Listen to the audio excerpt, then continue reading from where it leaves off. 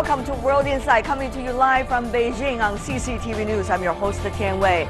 Coming up on today's program, Russian President Vladimir Putin lays down his plan of action for next year, emphasizing beneficial ties with China and the incoming U.S. president. And world authorities zero in on the most vulnerable sexually active youth in colleges to help stop the spread of the disease. We begin today's show with Russia, where President Vladimir Putin has delivered his annual address before the Federal Assembly in Moscow. He spent much of his time on domestic issues such as economic growth, tax, healthcare, education, and environment protection. Putin spoke on foreign policies, mentioning that the cooperation with China serves as an example of mutually beneficial interaction. He added that the Kremlin is ready to work with the new U.S. leadership. We don't want anyone, not us, not our partners, nor the world community needed. Unlike some of our foreign colleagues which view Russia as an opponent, we're not searching and have never searched for enemies. We need friends. And for more on this, let's go live to our correspondent in Moscow, Julia Lyubova. First of all, Julia, Russia's economy has not been doing very well, even though it's starting to grow again. What did President Putin say about the future agenda? Is that really likely to address the problem that you have over there with the economy? Well, that's right. Vladimir Putin devoted most of his State of the Nation address to domestic issues, and especially that was about the state of the economy and financial indicators. He said that the reason for Russia's economic downturn lied primarily within Russia's internal problems. However, he did say that Russia has delivered on macroeconomic stability and preserved its financial reserves. He also said that the inflation is expected to drop and that next year the inflation is expected at 4%, and if that happens, that will provide conditions for economic growth. So with that sounded very enthusiastic, but it remains to be seen whether that actually reassures investors. Economy is always the most important thing, isn't it? But Julia, what about on foreign policy? I mean, President Putin has been suggesting this time getting better ties with Washington, especially with the new incoming president. But how? That is the question. Well, that's right. Interestingly, this year, the State of the Nation was, the tone of this speech was very conciliatory. Normally, Vladimir Putin uses this speech to lash out at the West, at the United States, and at the other countries that fell foul of the Kremlin. But this time, Vladimir Putin said that Russia is ready to cooperate with the new U.S. leadership. Of course, when Donald Trump was elected as the new U.S. president, Moscow said that Russia is now ready for new, improved relations with the United States, and today Vladimir Putin said that Moscow is ready to work with Washington on issues such as Syria and the fight against international terrorism. So plenty to come about that when Donald Trump takes office next year. But also internationally, Vladimir Putin spoke of Russia's pivot to Asia strategy. He said that Russia is ready to even increase its cooperation with countries such as China, Japan and other South Asian countries. And Vladimir Putin spoke very warmly about his ties with China. And also he said that, of course, Russia remains a very important Eurasian country and is willing to make friends, not enemies. Julia Lyubova, our correspondent in Moscow. Thank you very much, Julia. Before we move on to the discussion with our panel, take a look at how Russia fared this year. While U.S. President-elect Donald Trump's surprise victory may have upset American politics, it was welcomed in Russia. President Vladimir Putin reciprocated Trump's words of admiration for the Russian leader, but will the apparent bromance between the two mean warmer relations between Russia and the US? Current ties between Moscow and Washington are strained at best after the Kremlin's aggressive military engagement in Syria and the annexation of Crimea. The US has described the joint Russian-Syrian onslaught against rebel-held Aleppo in eastern Syria as barbarism and accused Moscow of committing war crimes. Russia said the US failed to stop the advance of ISIL in Syria. Still, the US and its European allies are far from lifting economic sanctions to punish Russia for intervening in Crimea 2 years ago. NATO also countered Russia's forces with its own military deployment. At home, Putin is facing a flagging economy due in part to the West's sanctions and the weak price of oil, one of his biggest exports. Capital flight since its military intervention in Crimea also contributed to a shrinking economy. The ball is now in President Putin's court as to how well he'll handle a stifling economy and ramp up diplomacy with a more sympathetic new US president. Well, for more on President Putin from Russia, we are joined here in our Beijing studio, Yang Xiyu, a senior fellow at the China Institute of International Studies. In Moscow, Alexander Lukin, professor and director of East Asian and SCO Studies at the Moscow State Institute of International Relations. In Washington, Job Henning, CEO of Great Energy and a fellow with the Truman National Security Project. Gentlemen, welcome to our program. Professor Lukin, first question for you. Thank you. Do you think President Putin this time is more relaxed in terms of his directions of building a new foreign policy for Russia, given that the new president in the United States is rather rhetorically, at least, friendly with Russia? Well, President Putin is always pretty relaxed. But this time what is important is the international part of his speech was very short. It was like maybe less than 1/4 of the entire speech. So he mainly devoted his speech to internal problems and internal development. But international part, yes, he basically said that Russia is, he said we were not looking for enemies, we were looking for friends, but we are not going to give up on our principles. So the message was, if someone wants to be friends with us, for example, the West, we are going to be friendly. If you don't want to, so that's up to you. But of course it would be much better if relations improved.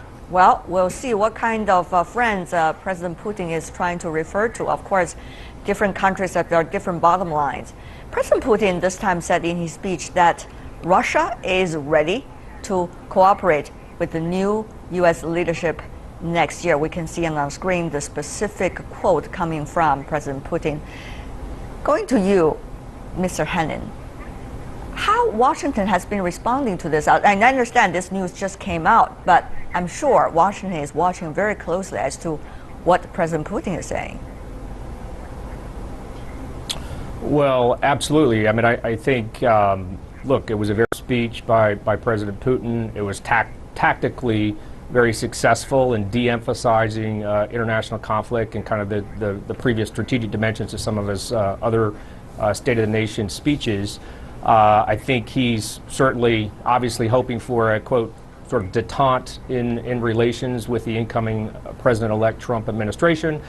Obviously, it's too early to tell how a lot of these things are going to shake out, but from a tactical point of view, he's certainly created some space for an improvement of relations. There are reasons why relations were have reached this negative level, and we'll see over the first months of the Trump administration how those are addressed in the bilateral relationship and in context of some of our multilateral commitments. Mr. Henning, of course, during the speech, President Putin from Russia was trying to brush off some of the accusations coming from the Western countries, particularly the United States, for example. Russia involved in others' internal affairs, for example, in Syria and also in Crimea.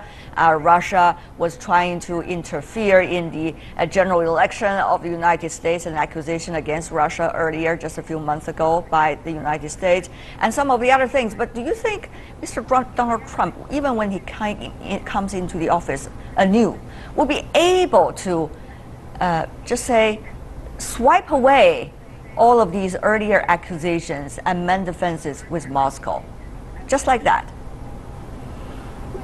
Well, certainly he'll make that effort. Obviously, having the Republican Party controlling both the House and the Senate as well as the presidency makes it easier for him to have a united front on these issues. That said, there's a high level of discontent in Washington among Democrats. in the Senate. They have the ability to make a lot of noise around these issues. I don't expect they'll go away. I don't expect President Trump would immediately be able to change the entire course of the relationship, but ability to reset the agenda, if not the entire tenor of the relationship, and I expect he'll do that. How much expectation, Professor Looking, is Moscow having at this moment, reflected by President Putin's speech this time, that it is having the possibility of really mending fences with Washington? Or should we read the vagueness in President Putin's speech in the other direction, which is Russia really doesn't know and is not sure? If you mean by Russia, the Russian leadership, I think it doesn't have any expectations, because it's pretty cautious about it, about the new leadership. Because, as you remember, probably previous presidents, for example, Mr. Obama was also very positive about Russia at first, and he proposed the reset in relations, but later he probably came under pressure, just was a weak president, and everything was not as good as it was at the beginning. So Mr. Trump, of course, said a lot of good things about Russia, that he wanted to cooperate. Even if he manages to fulfill at least one half of it, it would be very good. But one cannot be sure about it, because apart from the president and his ideas, there are a lot of other people. He has to deal with the Congress, with, all kinds of lobbies.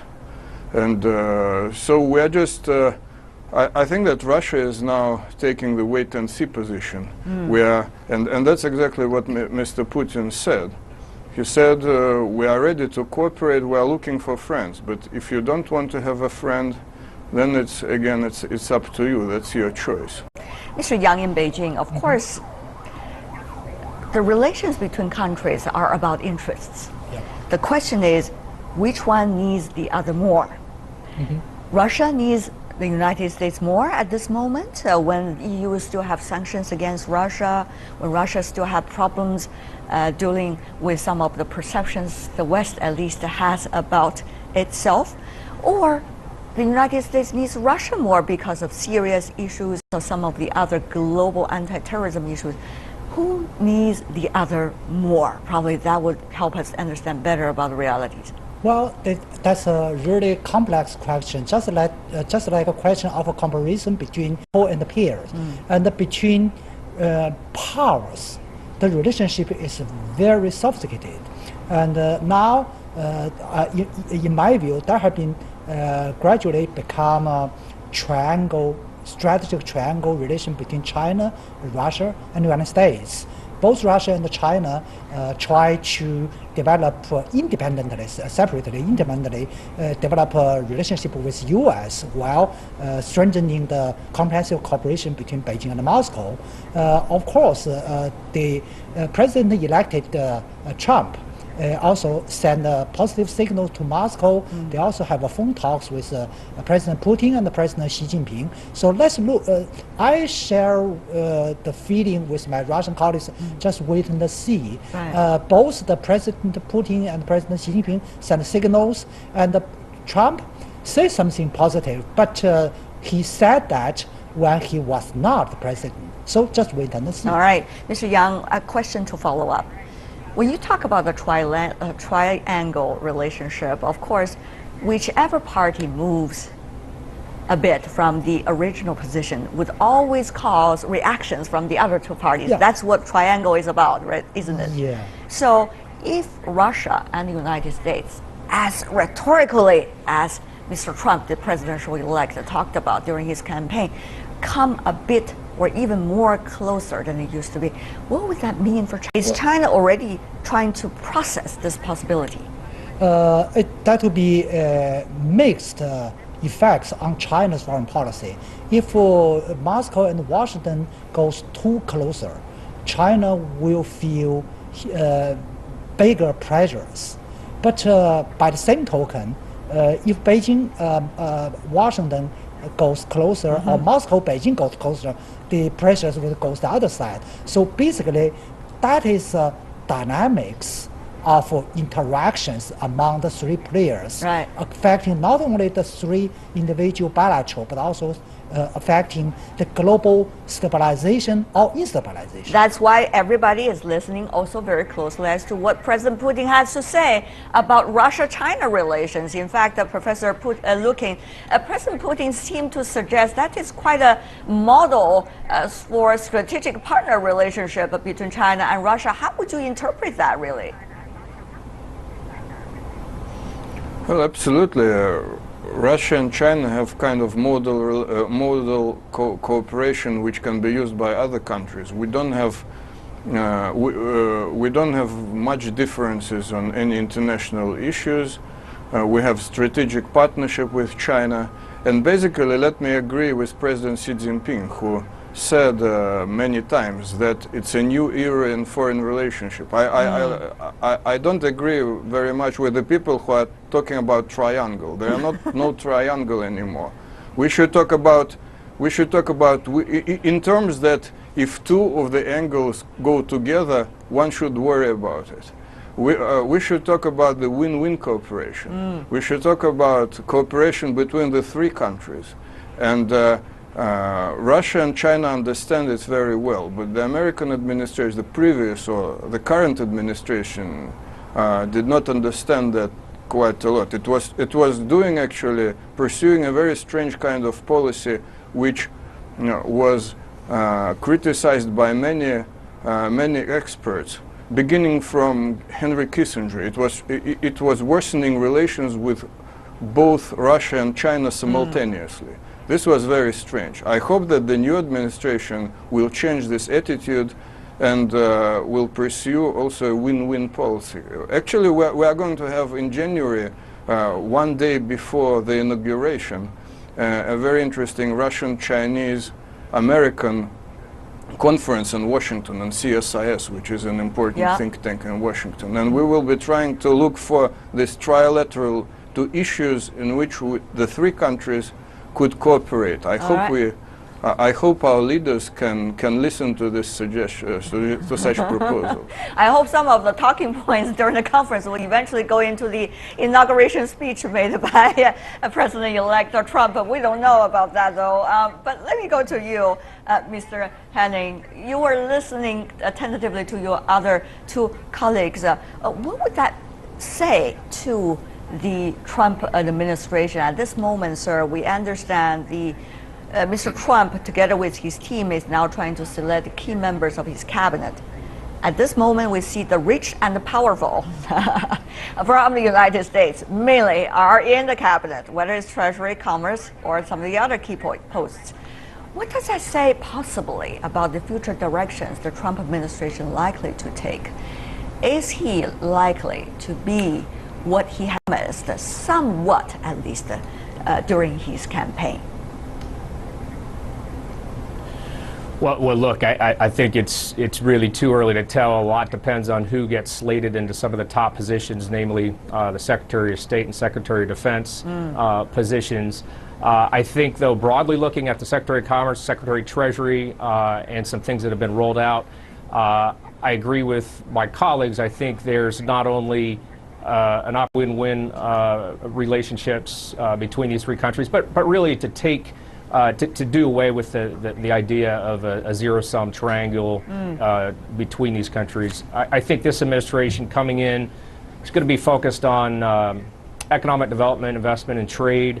I don't think they're going to be guided by large macro concepts. I don't think there's going to be a lot of, by their own admission, I mean, what we can glean thus far, it's not going to be a lot of big strategic overarching concepts about how they do that. That said, I think it's going to be very transactional. President-elect Trump's background coming out of business and thinking in very transactional terms, I think that's going to be a big change. I think that could open up some opportunities. I think it's going to make other aspects of bilateral, multilateral relationships a lot more complex. If it is transactional, then it has a lot to do with the economic realities of all countries, the three of the countries, China, Russia, and the United States. Professor Lukin, in the speech delivered by President Putin, he talked a lot about the internal economic situation of Russia. We understand that has been a big problem, even though he is so much favored by the Russians, 80% approval rating, but the economy has always been the pain point for him. Do you see any key point that you brought up is likely to change the overall picture of Russia's economic problems and challenges, depending too much on oil, state-owned enterprises reform, and oligarchy, and many of the factors that we have been talking about earlier? Well, I think it's important to note, and often this gets over. Let's have Professor Lukin. Sorry. Oh, okay. So President Putin was very positive about the economy, and that's natural because he's the state leader, so maybe a little bit over optimistic. But at the same time, the situation is not bad. The thing is that there's no crisis or anything like that in the economy. But what we lack here in Russia is growth, kind of growth that China had for a long time. And for that, there is a lot of discussions in Russia among Russian economists, but there is no final decision of what exactly, what exact course should be pursued, what kind of reforms we need. President Putin said some things. For example, he was talking about the reforms of some reforms of the economic system, but he was not very specific. Right. For example, tax system. He said that we should reform the tax system, but he didn't say in what way. Like, should we raise the taxes or should we lower the taxes? So I think the final decision is not made yet. Right. Well, Mr. Yang in Beijing, final point for you as well. We long understand the relations between China and Russia over the past few years has been the political will has always preceded the economic cooperation realities. Yep. So China, Russia thinking about Eurasia, cooperating, trade mechanism cooperation, but never really get there, the expectations. Yep. So what can be done after listening to President Putin's words during this address? Well, I think when Putin pay more attention to the domestic economic situation, I think the room for cooperation between the Moscow and the Beijing is getting larger in economic area, especially besides the trade investment.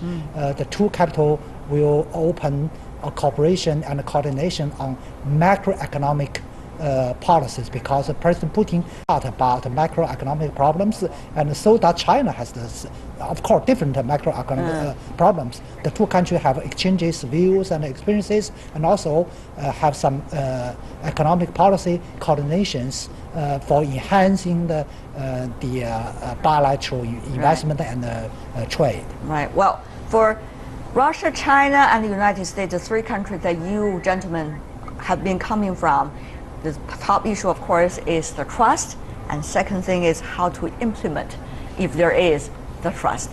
Thank you so much, Alexander Lukin, Job Henning, Yang Xiyu. Really appreciate, gentlemen, for being with us. Thank you.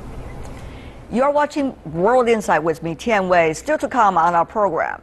Health authorities focus on sexually active youth to take a bite out of the spread of AIDS.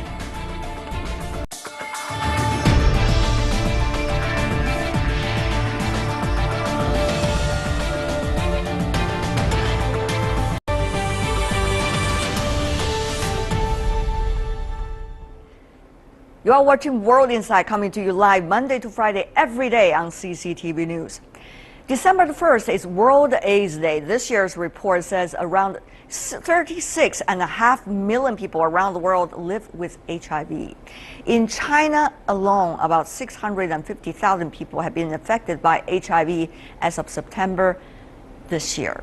More preventive measures are being carried out to contain the spread of the deadly disease. Recently, a Chinese college in Sichuan province began the sale of HIV testing kits in vending machines. The tests can be done discreetly and anonymously, an effort widely praised by both students and experts for spreading awareness. It's as simple as pressing a button, and it costs a little more than $4 and 40 cents. Or 30 RMB. HIV testing kits are now available in a vending machine at Southwest Petroleum University in Sichuan province. The university also posted an instructional video online to teach students how to do the test. Experts say the approach helps protect the students' privacy. 同学他可能有了一些高危行为之后呢。 After high-risk sexual behavior, one might deliberate and not test immediately. With HIV testing kits sold in the vending machine, privacy is well protected and the test is convenient to purchase. Students can use the test to send a urine sample to a laboratory and then access the results online. This can all be done completely anonymously. The pilot project was initiated by China Association of STD/AIDS Prevention and Control. The program is particularly designed for college students and has spread to universities in Beijing, Yunnan, Sichuan, and Heilongjiang. Students from the university's AIDS Association say the approach is necessary. I think for many, students' fear is harder to accept. We know that the disease is incurable. I think it is necessary to have those HIV testing kits available in college. Students called in asking questions like, what is AIDS? How does the disease spread? Among the 3 ways of transmission, which one is the most common? I think we need to know that using condoms is the most effective way to protect us from getting infected by the HIV virus. Experts say despite the widespread availability of HIV testing, only around 51% of the estimated 37 million people with HIV/AIDS around the world know their status. It's believed that most young people infected with HIV/AIDS in China have not received the proper education about the disease. UNAIDS says China has 654,000 people living with HIV by the end of September 2016. Infection rates among young students in particular is getting higher. The most common means of infection has also shifted from injection drug transmission to sexual transmission. Liu Yang, CCTV, Sichuan Province. And for more discussion on AIDS prevention and treatment, we are joined in our Beijing studio by Professor Zhang Linqi, who is a department chair and also AIDS research executive at Tsinghua University. Also here in our studio, Beijing, Dr. Fabio Scano, the disease control coordinator of the World Health Organization's China office. Meanwhile, joining us from New Haven, we have Ms. Martha Dale, a lecturer at the Yale University School of Public Health. Welcome as well. First of all, Professor Zhang, how serious is it, the spread of HIV/AIDS among young students in China? I see we are an increasing trend of epidemic among young people, in particular between 15 to 25 years old. And then the recent statistics from China CDC confirm the case. In fact, we have observed this trend over the past 5 years. And then it's come to the point we have to increase our awareness and then let the students aware this problem is severe, we have to do something about it. You talk about the CDC numbers. Now let's take a look at some of those specific numbers. From the year 2011 to 2015, records show a growth of HIV transmission among students 18 to 24 by 35%. 65% of these infections happened among college students. Sexual behaviors among male students have led to over 80% of AIDS infection. That's a huge increase over there. Dr. Scano, obviously, both the WHO and the UNAIDS are aware of this new situation, but the question is how to deal with it in a culture that you could say very open, but you could also say very conservative. I think there's a mixture over there. Dr. Scano. Well, somehow HIV is pushing the society and us to talk more about sexuality and sex. And we have to get the message to the people who are the most vulnerable, and in this case, among college students, not only men having sex with men, but young people in general. So we should be really honest, proactive, and start to talk about sex and sexuality not in a top-down approach, but involving the community that are mostly affected. What about for the United States, Ms. Dale? Of course, you are a lecturer now in Yale University. The college student we're talking about here in China, you also find the equivalent on your campus. What about the situation over there? Well, certainly we have to engage the student populations in every university or gathering place for young adults to understand what HIV and AIDS is, how it's transmitted, how to get tested, and then additionally how to get on treatment if one is diagnosed. It's also about taking away the stigma, and I think that we've done a remarkably good job in the United States overall to destigmatize individuals who have HIV and AIDS and to let them tell their stories as well about the fact that they're living longer with a very complex but chronic disease, just like these or diabetes, and taking it out from the shadows, if you will. Right. I understand, Ms. Dale, you were very active in communities 20 and 10 years ago about how to deal with the messages and advocacies inside the United States about HIV/AIDS. Many are comparing what the China situation right now to what you had then in the U.S. when it comes to awareness, when it comes to people's, willingness to communicate about the issue. Is there anything that you would like to share with us about your personal experiences that may help us to shine some light here also as well? Sure. The work that I did was primarily with individuals who had been discharged from hospitals and were rehabilitating or recovering in what we would call a skilled nursing facility. But our challenge was, as the disease changed and as people were living longer and not necessarily being given a death sentence, it was to ask policymakers at a very global level, at our state government and certainly at a federal level, to help us at a local level come up with solutions to help the individuals we were working with. And I think that message resonates today everywhere, which is put the opportunities for problem solving in the hands and on the boardroom tables of local organizations, whether they be healthcare organizations, community disease centers, as you might have in China, or health districts, and have them identify ways that work, particularly with the unique populations they may be working with, but also to help individuals identify sort of homegrown or best practices for this. New Haven in the beginning of the AIDS epidemic was a very, very important location for coming up with new programs. One in particular was the needle exchange program, which was designed to reduce transmission among individuals who were using intravenous drug use. And so New Haven has had a history of coming up with very creative solutions, some of which have not been particularly palatable, but which over time have proven their value. Well, Dr. Scano, of course, working here in China, you understand that there has been some bottom-up approach, but at the same time, the government has been a very strong force in terms of advocacy and also prevention and treatment.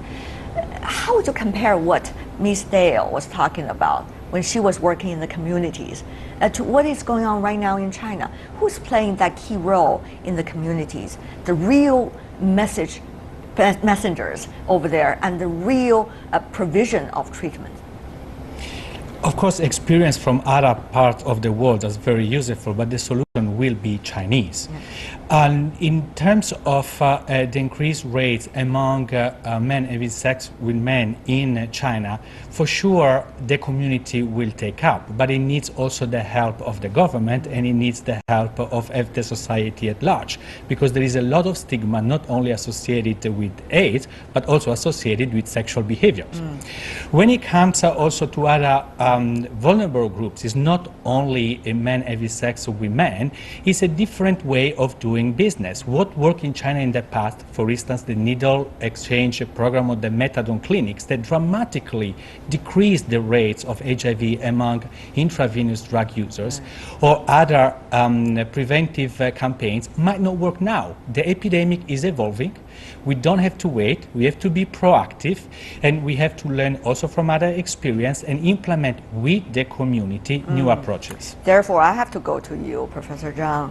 You're not only living on campus, that you know the real situation, but also you're an expert in the field. So what about that local solution Dr. Scano has been talking about?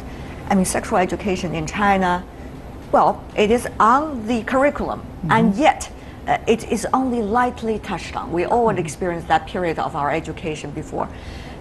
It's just something that you would never be able to implement it 100%. So what can you do? How can you deal with these realities like this? That the society is not yet advancing to the degree that it will become a public topic to be culturally talked about and discussed. This is a big challenge to Chinese society as large. And in particular in college, a lot of people refuse to accept the sex and sexuality education. And although it's on the curriculum, but those classes are not openly encouraged, and then the students are shy from it. So it is up to the faculty, schools, as well as the students to work together to face the reality and to learn the proper health information to arm themselves to protect from diseases. So it's a big challenge. Talking about that, Professor Zhang, I personally has been honored to participate as a member of the National Advocacy Group towards HIV prevention and also treatment, particularly for the young people. We went on to many universities across China, face to face with the young students. You see the thirsty they have for information. You see the urgency they feel about how to protect themselves, and yet the message can only come from those experts, only a sporadic of them coming with me on the delegation, going to do the local advocacy. But there are very few opportunities that all the college students will be able to encounter them on campus. So what is the real solution here? I think the real solution is really start from multiple ends. One is the students, when they express desire, they have to come to those educations and then to behave accordingly. Because at the end of the day, those are the so-called vulnerable and risk populations. And then on the other hand, the faculty in the university have to be willing to provide appropriate courses and put them on the right curriculum. Sometimes have to be compulsory, otherwise nobody can take it seriously. So you could see there's a social activities, but at the end of the day, the risk populations in this regard, the MSMs or students, they have to take actions to be part of it and then behave according to what they have learned. Of course, there's also the issue of peer monitoring, peer support. These are all still at the infant stage, shall we say, at this moment. Going to you, Dr. Scano, that is the difficult part, isn't it? I mean, as the society evolving so fast, as you mentioned earlier, the forms of disease, how it's taking place, who are the most vulnerable group, have always been changing. That gives a lot of challenge to both the medical authorities and also those of you who are working on this. So that's why we have to be smarter than the virus, because the virus is very fast at evolving. We know what it works, we know that prevention works, we know that consistent use of condoms work, we know that we need to get tested, and if we are HIV positive, to get on treatment, to have a life that like I do or you do and work. We need to empower the people and the students. It's a little bit of a wake-up call. I remember that when I was a teenager in Italy, a Catholic country, HIV changed the way we thought, and condoms were not only behind the counter of the fair, put up on the front. A lot of debate in the society, but it changed behavior. This is really something that's likely to totally change a society. We talk about the prevention and treatment of a disease, but it's not just merely a disease. It is about how culture is being interpreted. It's about human rights. It's about Medicare. It's about education. It's about the younger generation vis-a-vis so-called the older generation, the conceptions. So, Mr. Scano, also from that point, how shall we today's China, with such rapid development, be able to handle all of these spheres at the same time? I'm not looking for a magic solution from you, but I'm just looking for some magical thoughts maybe coming from you before I go to Ms. Dale. What I can say is that we have to stop to think of HIV/AIDS as a medical disease, a medical condition. It's, as you say, it touches to the core of the society and the values of the society. So we need to have those people affected to be part of this discussion and have the society at large to talk about HIV and provide truthful information about how it's transmitted, because there is so much belief going out there in the society. Obviously, with that, it seems that China has already grasped the real essence of this issue, which is advocacy, education. And of course, among those who are doing the education and national advocacy is one of those from China. We are all very proud of the First Lady of China, Madam Peng Liyuan. Ms. Dale, I'm sure you have stories, but having said that, what would that really mean? I mean, having the First Lady of a country and many of the celebrities around the country, particularly for the young people, to participate, raise the awareness. Will they be able to also come out openly about some of the concerns that they have, concerns that you had earlier, that could help us understand the current situation? Ms. Dale.